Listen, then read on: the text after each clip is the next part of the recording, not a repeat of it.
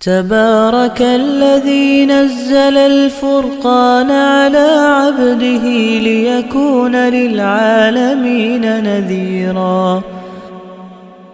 صبغت اللہ کا رنگ اختیار کرو، ومن احسن من اللہ صبغہ، اور اللہ تعالیٰ سے اچھا رنگ اور کس کا ہے، ونحن لہ عابدون، اور ہم تو اللہ تعالیٰ ہی کے بندے ہیں، اللہ تعالیٰ کی عبادت کرنے والے ہیں۔ قل اتحاجوننا فی اللہ وہو ربنا وربکم، کہو کیا تم جھگڑتے ہو، بحث کرتے ہو ہم سے اللہ کے معاملے میں، جبکہ وہ ہمارا بھی رب ہے اور تمہارا بھی۔ وَلَنَا أَعْمَالُنَا وَلَكُمْ أَعْمَالُكُمْ، اور ہمارے کام آئیں گے ہمارے اعمال اور تمہارے کام آئیں گے تمہارے اعمال۔ وَنَحْنُ لَهُ مُخْلِصُونَ، اور ہم تو اسی کے لیے خالص کرنے والے ہیں، یعنی اسی کے لیے خلوص رکھتے ہیں اپنے دلوں میں۔ ام تقولون ان ابراہیم و اسماعیل و اسحاق و یعقوب والاسباط کانوا ھودا و نصارا، کیا تم کہہ سکتے ہو اے یہودیوں اور اے عیسائیوں، کیا تم کہہ سکتے ہو کہ ابراہیم، اسماعیل، اسحاق، یعقوب اور ان کی اولاد یعنی باقی نبی وہ یہودی تھے یا نصرانی تھے؟ آج ہم سے بھی یہ سوال کیا جا سکتا ہے کہ کیا تم کہہ سکتے ہو کہ رسول اللہ صلی اللہ علیہ وسلم اہل حدیث تھے؟ کیا تم کہہ سکتے ہو کہ رسول اللہ صلی اللہ علیہ وسلم دیوبندی تھے؟ کیا تم کہہ سکتے ہو کہ حضور صلی اللہ علیہ وسلم بریلوی تھے؟ نہیں، ان کا دین کیا تھا؟ اسلام۔ تو ام تقولون ان ابراہیم و اسماعیل و اسحاق و یعقوب والاسباط کانوا ھودا و نصارا قل اانتم اعلم ام اللہ، ان سے پوچھو کیا تمہیں زیادہ معلوم ہے یا اللہ تعالیٰ کو؟ ومن اظلم ممن کتم شہادۃ عندہ، اور اس سے بڑھ کر ظالم کون ہے جو چھپائے وہ گواہی جو اس کے پاس ہے، یعنی وہ کون سی گواہی؟ تورات و انجیل کے اندر رسول اللہ صلی اللہ علیہ وسلم کی گواہی موجود ہے، اس کے باوجود وہ انکار کر رہے ہیں۔ وَمَا اللَّهُ بِغَافِلٍ عَمَّا تَعْمَلُونَ، اور اللہ تعالیٰ تمہاری کرتوتوں سے نا واقف، غافل نہیں ہے۔ پھر وہ آیت دہرائی، تِلْكَ أُمَّةٌ قَدْ خَلَتْ، وہ ایک گروہ تھا جو گزر گیا، لَهَا مَا كَسَبَتْ، ان کے کام آئے گا جو انہوں نے کمایا، وَلَكُمْ مَا كَسَبْتُمْ، اور تمہارے کام آئے گا جو تم کماؤ گے، وَلَا تُسْأَلُونَ عَمَّا كَانُوا يَعْمَلُونَ، اور ان کے اعمال کے بارے میں تم سے سوال نہیں کیا جائے گا۔ اب تحویل قبلہ کا اصل حکم جو ہے وہ آ رہا ہے۔ نبی اکرم صلی اللہ علیہ وسلم کا دستور یہ تھا کہ آپ تورات کے 9 احکام پر عمل کرتے رہتے تھے جب تک ان میں سے کوئی حکم منسوخ نہ ہو جائے یا اس میں تبدیلی نہ آ جائے۔ اب تورات میں قبلہ کون سا تھا؟ بیت المقدس۔ جب تک نبی اکرم صلی اللہ علیہ وسلم کے لیے حرم میں نماز پڑھنا ممکن تھی، جو کہ بعد میں ناممکن بنا دی گئی، آپ خانہ کعبہ کے جنوبی جانب کھڑے ہوتے تھے تو آپ کے سامنے خانہ کعبہ بھی ہوتا، لیکن آپ کا اصل قبلہ جو تھا وہ بیت المقدس ہوا کرتا تھا۔ لیکن جب آپ کے لیے خانہ کعبہ کے گرد نماز پڑھنا ممکن نہ رہی اور بیت ارقم آپ کی ایکٹیویٹیز کا مرکز بنا، تو پھر آپ کے لیے دونوں قبلوں کی طرف رخ کرنا بیک وقت ممکن نہ رہا، لیکن آپ مسجد اقصیٰ ہی کی طرف رخ کرتے رہے۔ اور جب آپ مدینہ منورہ تشریف لائے تو جغرافیائی اعتبار سے مدینہ منورہ مکہ مکرمہ اور فلسطین کے یروشلم کے درمیان ہے، یا آپ کا رخ ادھر ہوگا تو ادھر پیٹھ ہوگی، ادھر رخ ہوگا تو ادھر پیٹھ ہوگی، لہذا آپ نے اس قاعدے کے مطابق خانہ کعبہ کی طرف پیٹھ کی، بعد دل ناخواستہ، اور بیت المقدس کی طرف آپ نے رخ فرمایا۔ اب تحویل قبلہ کا حکم آنے والا ہے، اب اس سے پہلے دی جا رہی ہے، سَيَقُولُ السُّفَهَاءُ مِنَ النَّاسِ مَا وَلَّاهُمْ عَنْ قِبْلَتِهِمُ الَّتِي كَانُوا عَلَيْهَا، ضرور کہیں گے، ان قریب کہیں گے پاگل بے وقوف لوگوں میں سے، مَا وَلَّاهُمْ عَنْ قِبْلَتِهِمُ الَّتِي كَانُوا عَلَيْهَا، کس نے پھیر دیا مسلمانوں کو ان کے اس قبلے سے جس پر وہ تھے؟ قُلْ لِلَّهِ الْمَشْرِقُ وَالْمَغْرِبُ، کہہ دو مشرق و مغرب تو اللہ ہی کے ہیں، یہدی من یشاء الی صراط مستقیم، اللہ تعالیٰ جس کو چاہتا ہے اس کو صراط مستقیم کی طرف ڈائریکٹ فرماتا ہے۔ وَكَذَلِكَ جَعَلْنَاكُمْ أُمَّةً وَسَطًا، یوں اے مسلمانوں ہم نے تمہیں بنایا ہے ایک درمیانی امت، ایک واسطہ امت، لِتَكُونُوا شُهَدَاءَ عَلَى النَّاسِ، اب نئی امت تشکیل پا رہی ہے تو جب بھی کوئی نیا ادارہ بنتا ہے تو اس کی قرارداد تاسیس ہوتی ہے، میمورینڈم ہوتا ہے کہ اس کے مقاصد کیا ہیں. تو امت مسلمہ وجود میں آ رہی ہے، اس کا مقصد بیان کیا جا رہا ہے. یوں اے مسلمانوں، ہم نے تمہیں ایک درمیانی امت بنا دیا ہے. کیوں؟ لِتَكُونُوا شُهَدَاءَ عَلَى النَّاسِ، تاکہ تم لوگوں کے خلاف گواہی دینے والے بن جاؤ. اب شہادت بھی وہی ہے، اگر شہادت لی ہو تو وہ ہوتی ہے صفائی کی گواہی، اور اگر شہادت الا ہو تو وہ ہوتی ہے پروسیکیوشن کی، استغاثہ کی گواہی. تَكُونُوا شُهَدَاءَ عَلَى النَّاسِ، تاکہ تم قیامت کے دن اللہ تعالیٰ کی دربار میں اللہ تعالیٰ کے سرکاری گواہ بن کر لوگوں کے سامنے گواہی دے سکو کہ ہم نے اے اللہ تیرا پیغام انہیں پہنچا دیا تھا، اب اگر انہوں نے نافرمانی کی ہے یا منہ پھیرا ہے تو مجرم یہ ہیں، ہم نہیں ہیں.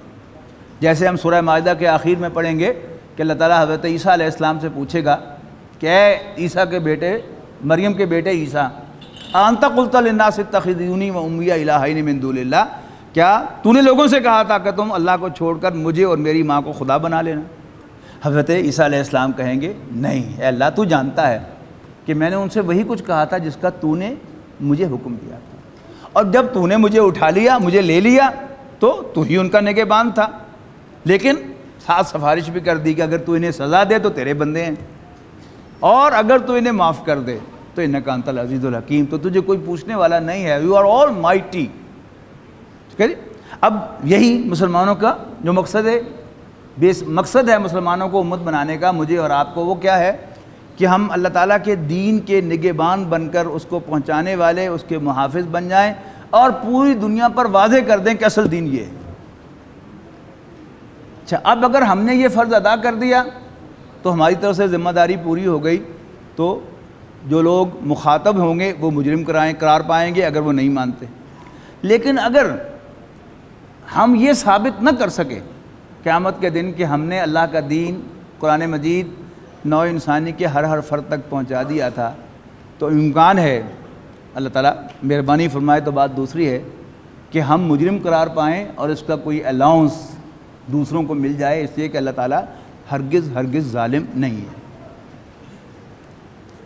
وَكَذَلِكَ جَعَلْنَاكُمْ أُمَّةً وَسَطًا لِتَكُونُوا شُهَدَاءَ عَلَى النَّاسِ وَيَكُونَ الرَّسُولُ عَلَيْكُمْ شَهِيدًا، اور رسول صلی اللہ علیہ وسلم تم پر گواہ بن جائیں، تمہارے خلاف گواہی دینے والے بن جائیں. نبی اکرم صلی اللہ علیہ وسلم کا آخری حج بہت معروف ہے پوری دنیا میں. اس میں نبی اکرم صلی اللہ علیہ وسلم نے دین کی تعلیمات کا ایک خلاصہ بیان فرمایا، اور عجیب سوال کیا صحابہ کرام سے جو آپ نے کبھی زندگی میں نہیں کیا تھا. سوال کیا تھا؟ بہت بڑا مجمع تھا. تو یوں آپ نے سامنے دیکھ کر، آپ اونٹنی پر سوار تھے، الا هل بلغت، اب ذہن میں رکھیے گا کوئی ایمپلیفائر نہیں تھا، الا هل بلغت، بتاؤ میں نے پہنچا دیا کہ نہیں. اب عربی زبان، اس کی فصاحت و بلاغت، ایک سوال کے 3 جواب.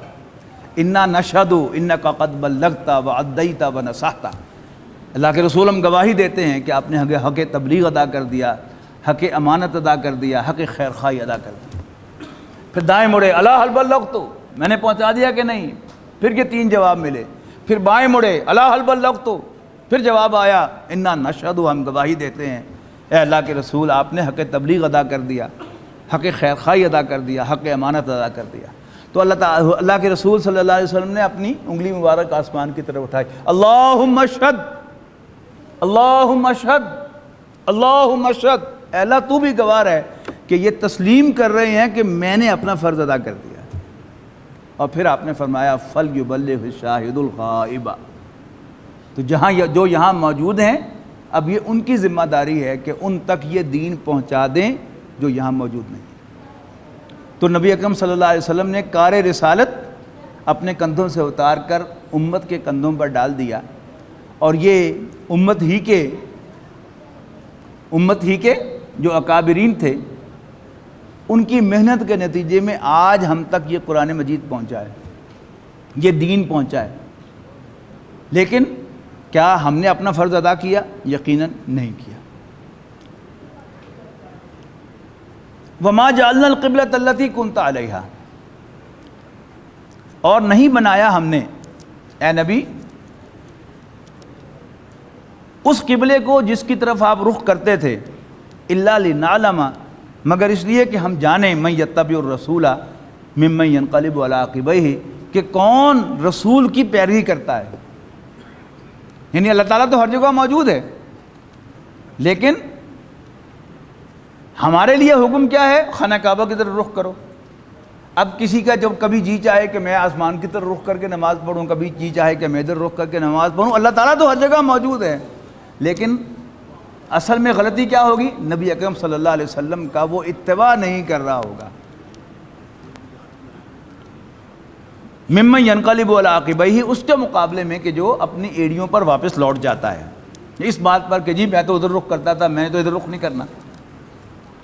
وَإِن كَانَتْ لَكَبِيرَةً إِلَّا عَلَى الَّذِينَ هَدَى اللَّهُ، یقیناً قبلہ بدلنا بہت بھاری کام تھا مگر ان کے لیے جن کو اللہ تعالیٰ ہدایت دے۔ اللہ تعالیٰ ہم سب کو ہدایت دے۔ وَمَا كَانَ اللَّهُ لِيُضِيعَ إِيمَانَكُمْ، اور اللہ تعالیٰ تمہاری نمازوں کو ضائع کرنا نہیں چاہتا تھا۔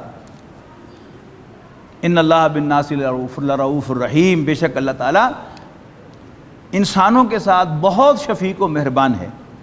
قد نرا تقلب وجهک فی السماء، ہم دیکھتے رہے ہیں اے نبی صلی اللہ علیہ وسلم آپ کے چہرہ مبارک کو آسمان کی طرف اٹھتا ہوا، یعنی حضور صلی اللہ علیہ وسلم اس امید سے کہ قبلہ کب خانہ کعبہ بنایا جائے گا میرے لیے، عمل اسی پر کرتے تھے اللہ تعالیٰ کے حکم پر، لیکن ایک خواہش، ایک امید، اللہ تعالیٰ اسے دیکھ رہا تھا۔ فَلَنُوَلِّيَنَّكَ قِبْلَةً تَرْضَاهَا، تو پھر ہم بدلے دیتے ہیں تمہارے لیے قبلے کو تمہاری خواہش کے مطابق، تمہاری پسند کے مطابق۔ فَوَلِّ وَجْهَكَ شَطْرَ الْمَسْجِدِ الْحَرَامِ، یعنی پہلے بیت المقدس قبلہ تھا تو ادھر ہی رخ کر کے نماز پڑھنی تھی، خواہ اچھا لگے یا برا۔ اب کیا ہے؟ قبلہ بدل گیا، اب فَوَلِّ وَجْهَكَ شَطْرَ الْمَسْجِدِ الْحَرَامِ، پھیر لو اپنے چہرے کو مسجد حرام کی طرف۔ وَحَيْثُ مَا كُنْتُمْ، اور اے مسلمانوں تم جہاں بھی ہو، فَوَلُّوا وُجُوهَكُمْ شَطْرَهُ، تم سب اپنے چہروں کو خانہ کعبہ ہی کی طرف پھیرو۔ وَإِنَّ الَّذِينَ أُوتُوا الْكِتَابَ لَيَعْلَمُونَ أَنَّهُ الْحَقُّ، یقیناً اہل کتاب خوب جانتے ہیں کہ یہ حق ہے، من ربہم، ان کے رب کی جانب سے، وَمَا اللَّهُ بِغَافِلٍ عَمَّا يَعْمَلُونَ، اور اللہ تعالیٰ ان کی حرکتوں سے، ان کی کرتوتوں سے غافل نہیں ہے۔ کیا معلوم ہوا اس سے؟ کہ تحویل قبلہ کے واقعہ کا بھی تورات و انجیل میں ذکر تھا۔ آگے جا کے ابھی ہم دیکھیں گے کہ یہ اس واقعے کو ایسے پہچانتے ہیں جیسے اپنے بیٹوں کو پہچانتے ہیں۔ وَلَئِنْ أَتَيْتَ الَّذِينَ أُوتُوا الْكِتَابَ، اور اگر تم لے آؤ اہل کتاب کے پاس بِكُلِّ آیَةٍ، کوئی بھی نشانی، مَا تَبِعُوا قِبْلَتَكَ، یہ آپ کے قبلے کی پیروی نہیں کریں گے۔ وَمَا أَنْتَ بِتَابِعٍ قِبْلَتَهُمْ، اور نہ ہی اب آپ ان کے قبلے کی پیروی کرنے والے ہیں۔ وَمَا بَعْضُهُمْ بِتَابِعٍ قِبْلَةَ بَعْضٍ، اور یہ خود بھی ایک دوسرے کے قبلے کی پیروی نہیں کرتے۔ یعنی بیت المقدس ہی عیسائیوں کا بھی قبلہ ہے اور یہودیوں کا بھی قبلہ ہے، لیکن ایک کی یہ دیوار قبلہ ہے اور دوسروں کی وہ دیوار قبلہ ہے، ان کا آپس میں فرق ہے۔ وَلَئِنِ اتَّبَعْتَ أَهْوَاءَهُم مِّن بَعْدِ جَاءَكَ مِنَ الْعِلْمِ، اور اگر علم آ جانے کے بعد آپ نے ان کی خواہشات کی پیروی کی، اِنَّكَ إِذًا لَّمِنَ الظَّالِمِينَ، تو پھر آپ بہت زیادتی کرنے والے ہوں گے، معاذ اللہ۔ الَّذِينَ آتَيْنَاهُمُ الْكِتَابَ يَعْرِفُونَهُ كَمَا يَعْرِفُونَ أَبْنَاءَهُمْ، وہ لوگ جنہیں کتاب دی گئی ہے وہ اس چیز کو ایسے پہچانتے ہیں جیسے اپنے بیٹوں کو پہچانتے ہیں۔ وَإِنَّ فَرِيقًا مِّنْهُمْ لَيَكْتُمُونَ الْحَقَّ وَهُمْ يَعْلَمُونَ، اور یقیناً ان میں سے کچھ لوگ چھپاتے ہیں حق کو جانتے بوجھتے ہوئے۔ الحق من ربک، حق یہی ہے تیرے رب کی طرف سے۔ فلا تکونن من الممترین، پس ہرگز تم شک میں پڑنے والوں میں سے نہ ہو جانا۔ وَلِكُلِّ وِجْهَةٍ هُوَ مُوَلِّيهَا، اور ہر ایک کے لیے ایک رخ ہوتا ہے، جس کی طرف ایک سمت ہوتی ہے جس کی طرف وہ رخ کرتا ہے۔ فَاسْتَبِقُوا الْخَيْرَاتِ، پس تم سبقت لے جاؤ نیک کاموں میں۔ اَيْنَمَا تَكُونُوا يَأْتِ بِكُمُ اللَّهُ جَمِيعًا، تم جہاں کہیں بھی ہوگے اللہ تعالیٰ تم سب کو اکٹھا کر دے گا۔ ان اللہ علی کل شیء قدیر، بے شک اللہ تعالیٰ ہر چیز پر قادر ہے۔ اب دیکھیے پوری دنیا کے مسلمان، امریکہ کے رہنے والے، یورپ کے رہنے والے، آسٹریلیا کے رہنے والے، ملائیشیا، انڈونیشیا، جاپان، چائنا کے رہنے والے مسلمان رخ کدھر کرتے ہیں؟ خانہ کعبہ کی طرف کرتے ہیں۔ تو اللہ تعالیٰ نے یہ سمت جو ہمیں دی ہے اس سے ہمیں اللہ تعالیٰ نے ایک امت بنایا ہے، ایک ہی رنگ میں ہمیں رنگ دیا ہے، اور سب ہم ایک ہی طرف رخ کرتے ہیں، لہٰذا ہم ایک ہیں۔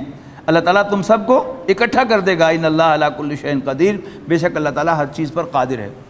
وَمِنْ حَيْثُ خَرَجْتَ فَوَلِّ وَجْهَكَ شَطْرَ الْمَسْجِدِ الْحَرَامِ۔ اب دیکھیے ایمفیسس کہ خانہ کعبہ کی طرف رخ کرنا کتنا ضروری ہے۔ یعنی ہم مسجد تعمیر کرنے لگتے ہیں تو بڑے اہتمام سے ہم قبلہ جو ہے وہ اس کو سیٹ کرتے ہیں، اور نماز پڑھنے کے لیے کھڑے ہوتے ہیں تو ہم اپنی نیت میں شامل کرتے ہیں کہ ہمارا رخ خانہ کعبہ کی طرف ہے۔ اس لیے اگر خانہ کعبہ سامنے نظر نہ آ رہا ہو تو پھر 100% اس کی طرف رخ ہونا جو ہے وہ بہت مشکل ہے۔ یعنی یہاں سے فاصلہ جو ہے وہ ہزاروں میل کا ہے، مکہ مکرمہ کا اور فیصل آباد کا، تو 1 سینٹی میٹر بھی آپ اگر دائیں بائیں ہوں گے تو وہاں تک پہنچتے ہوئے آپ کتنے میل جو ہے اس سے دور جا چکے ہوں گے۔ لہذا اس کی کمپنسیشن کیا ہے کہ آپ کے دل میں نیت ہو کہ آپ خانہ کعبہ ہی کی طرف رخ کر رہے ہیں۔ اور وہ جو الفاظ سجیسٹ کیے جاتے ہیں کہ نماز سے پہلے کن کن چیزوں کی نیت ہونی چاہیے، اس میں ہے نا منہ میرا قبلہ شریف کی طرف، تو وہ وہی ہے کہ اگر آپ کی نیت خانہ کعبہ ہی کی طرف ہوگی تو پھر تھوڑا سا دائیں بائیں بھی ہو جائے گا تو آپ کی نماز ادا ہو جائے گی۔ وَمِنْ حَيْثُ خَرَجْتَ فَوَلِّ وَجْهَكَ شَطْرَ الْمَسْجِدِ الْحَرَامِ، اور جہاں بھی تم نکلو اپنے رخ کو خانہ کعبہ کی طرف، مسجد حرام کی طرف پھیر دو۔ وَإِنَّهُ لَلْحَقُّ مِن رَبِّكَ، اور بے شک یہی حق ہے تمہارے رب کی طرف سے۔ وَمَا اللَّهُ بِغَافِلٍ عَمَّا تَعْمَلُونَ، اور اللہ تعالیٰ تمہاری کرتوتوں سے غافل نہیں ہے۔ وَمِنْ حَيْثُ خَرَجْتَ فَوَلِّ وَجْهَكَ شَطْرَ الْمَسْجِدِ الْحَرَامِ، اور جہاں سے بھی نکلو اپنا رخ نماز میں مسجد حرام کی طرف کر دو۔ وَحَيْثُ مَا كُنْتُمْ، اب جمع کے صیغے میں فَوَلُّوا وُجُوهَكُمْ شَطْرَهُ، تو تم سب اپنے رخ کو اسی کی طرف پھیر لو۔ لِأَلَّا يَكُونَ لِلنَّاسِ عَلَيْكُمْ حُجَّةً، تاکہ لوگوں کو تمہارے خلاف کوئی بات کہنے کا موقع نہ ملے۔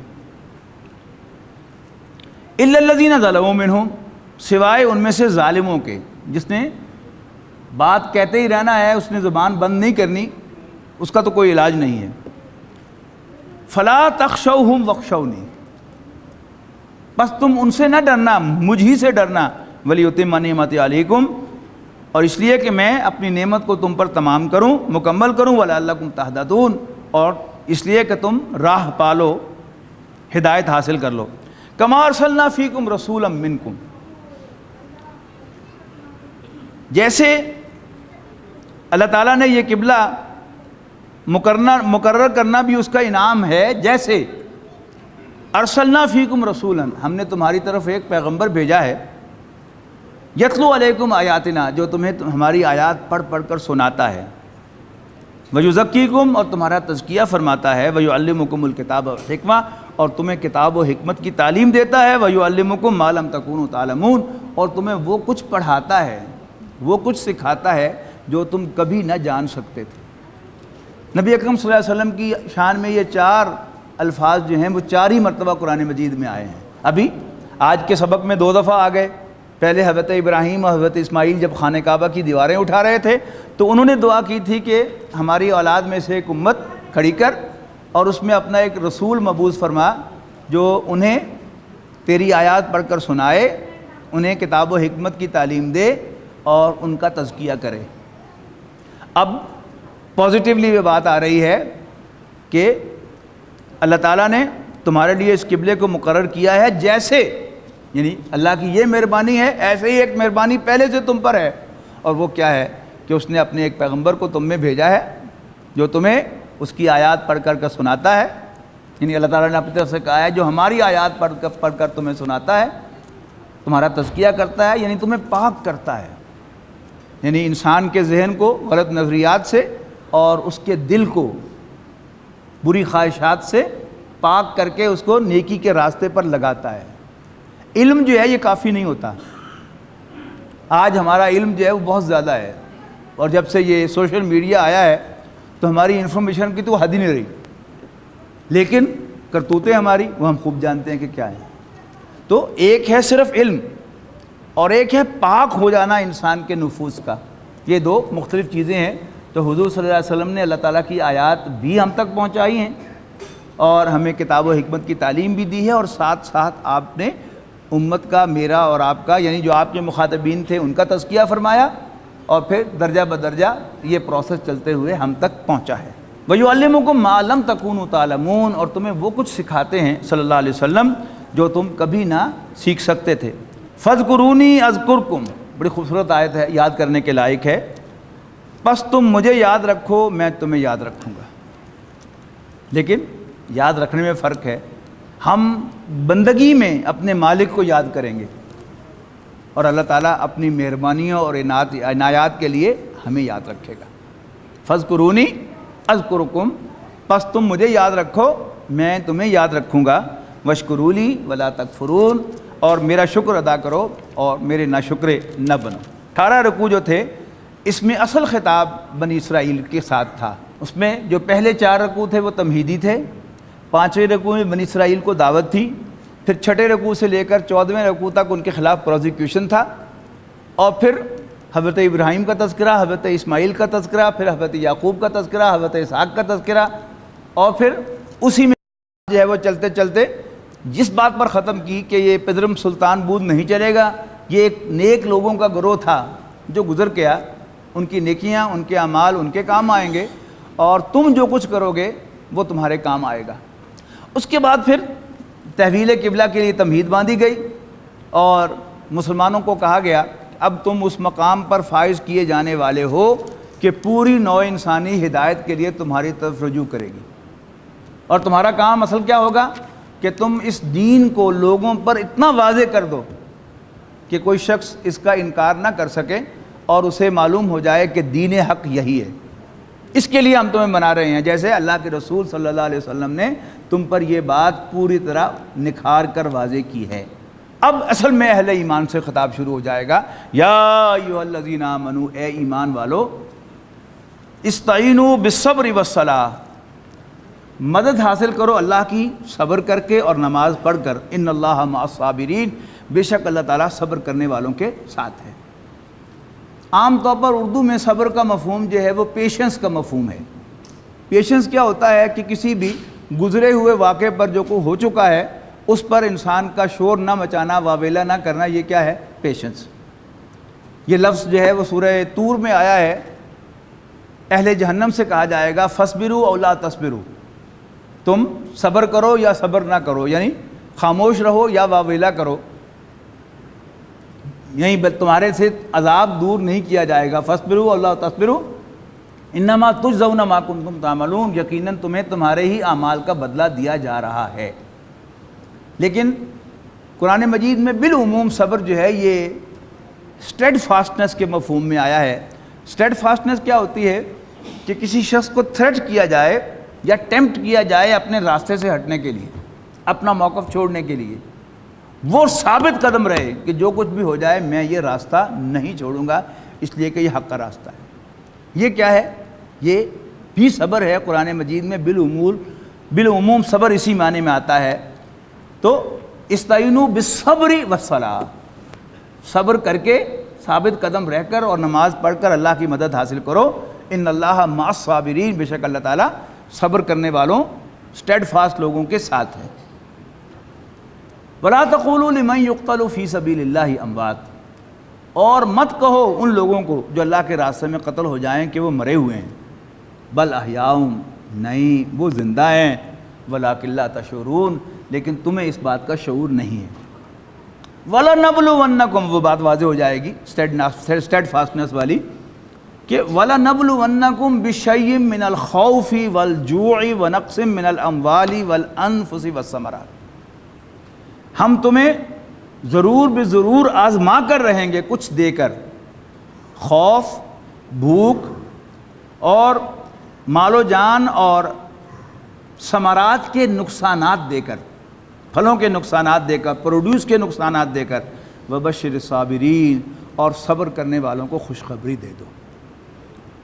آپ عیدگاہ روڈ سے گزرتے ہوں گے تو آپ نے سٹی مسلم ہائی اسکول کے باہر وہ ورڈزورتھ کے 2 اسٹینزے لکھے ہوئے ضرور دیکھے ہوں گے. Not gold but only men can make a people great and strong. Men who for truth and honor's sake stead fast and suffer long. Who work, who stay when others flee, and work when others sleep, and work when others sleep.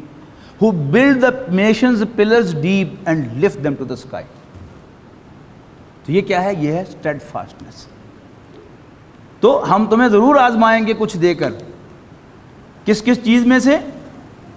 خوف، بھوک، جانوں مالوں اور produce کا نقصان. وبشر الصابرین، اور صبر کرنے والوں کو خوشخبری دے دو. کون سے صبر کرنے والے؟ اذا اصابتہم مصیبۃ، جب ان پر کوئی مصیبت آئی، قالوا انا للہ و انا الیہ راجعون، جب کچھ چلا گیا تو اس پر بھی شور نہیں مچایا. اب یہ دوسرا صبر ہے، پیشنس والا. تو کیا کہتے ہیں وہ؟ انا للہ و انا الیہ راجعون، کہ ہم تو خود اللہ کے ہیں اور اسی کے پاس واپس جانے والے ہیں. جو کچھ میرے پاس آیا تھا، میرا بیٹا، میرا مال، میری جائیداد، میرے باغ، میرے کھیت، وہ اللہ تعالیٰ نے دیے تھے مجھے اور اسی نے مجھ سے واپس لے لی. انا للہ و انا الیہ راجعون، ہم بھی اسی کی طرف لوٹ کے جانے والے ہیں. اولئک علیہم صلوات من ربہم ورحمہ، یہی وہ لوگ ہیں جن پر اللہ تعالیٰ کی عنایات ہیں اور ان کے رب کی اور رحمت ہے. وَأُولَٰئِكَ هُمُ الْمُهْتَدُونَ، اور یہی ہدایت پانے والے ہیں. ان الصفا والمروہ من شعائر اللہ، بے شک صفا اور مروہ اللہ تعالیٰ کی نشانیوں میں سے ہیں. فمن حج البیت او اعتمر فلا جناح علیہ ان یطوف بہما، بس جو حج کرے خانہ کعبہ کا، اللہ کے گھر کا، یا عمرہ کرے تو اس پر کچھ گناہ نہیں کہ وہ ان دونوں کا بھی طواف کرے، یعنی ان کے درمیان صحیح کرے.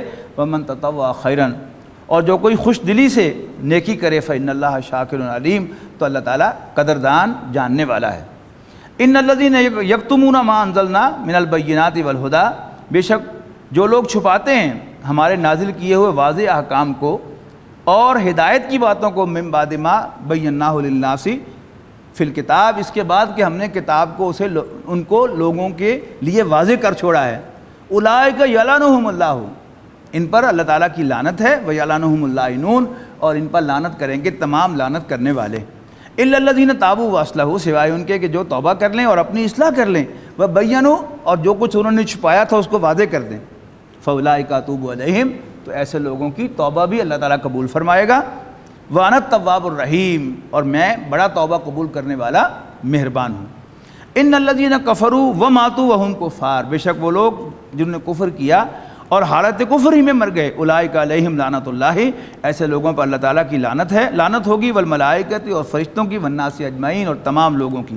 خالدین فیہا، وہ اس حال میں ہمیشہ رہیں گے.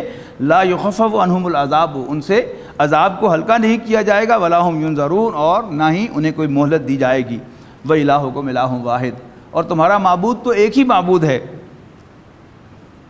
لا الہ الا ہو، اس کے سوا کوئی عبادت کے لائق نہیں ہے. وہ الرحمن الرحیم، وہ مہربان رحم فرمانے والا ہے.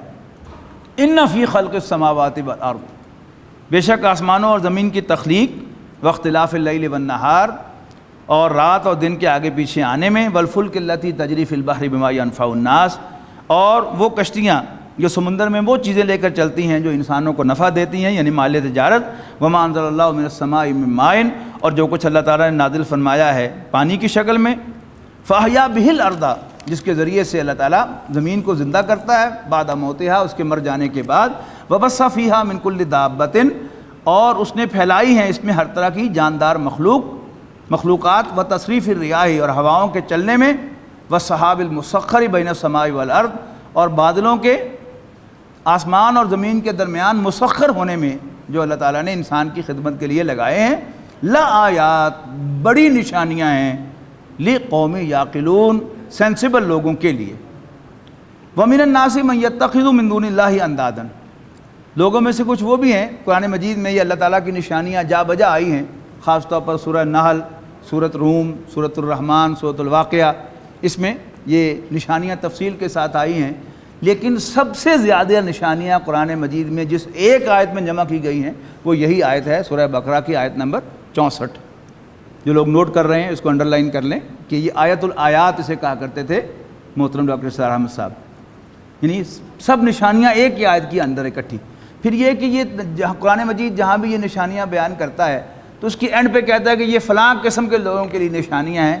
ان میں سے ایک یہاں پر آ رہی ہے، قوم یعقلون، عقل والے لوگ، سینسیبل لوگ.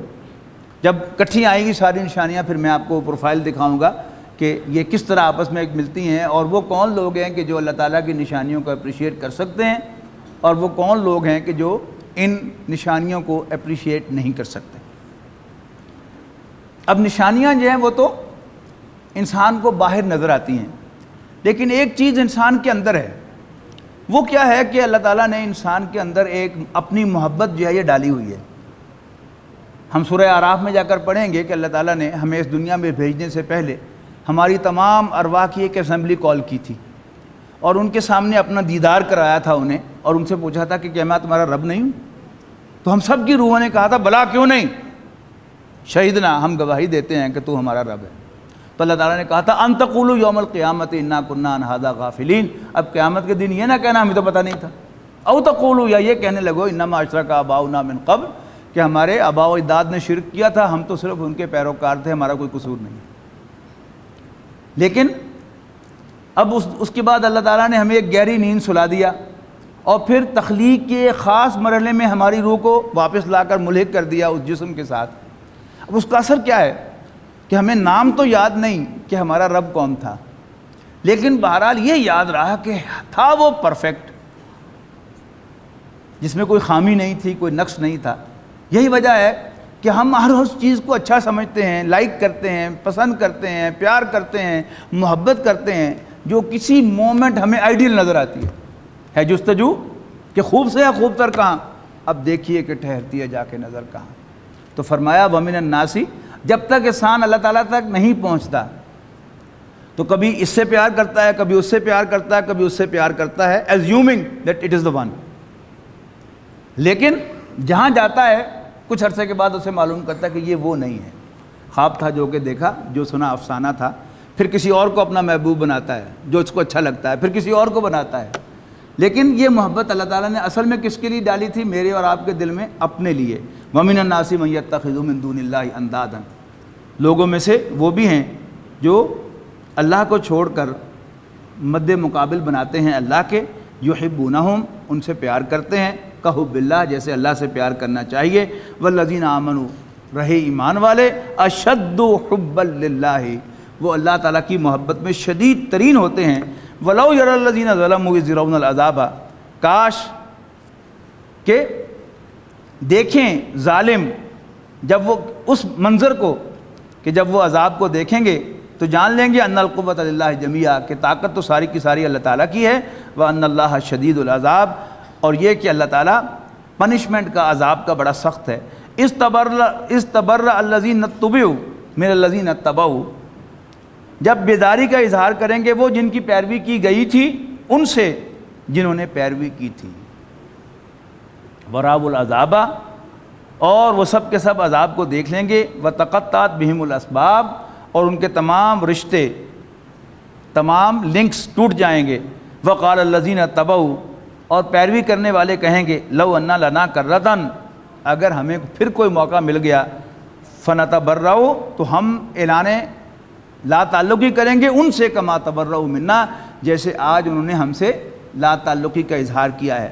کذالک یریہم اللہ اعمالہم حسرات علیہم، اس طرح بنا دکھائے گا اللہ تعالیٰ ان کے اعمال کو حسرت اور پشیمانی ان کے لیے۔ وما ہم بخارجین من النار، اور وہ آگ سے نکل نہ پائیں گے۔ بارک اللہ لی ولکم فی القرآن العظیم، ونفعنی وإیاکم بالآیات والذکر الحکیم۔ الذین آمنوا وتطمئن قلوبهم بذکر اللہ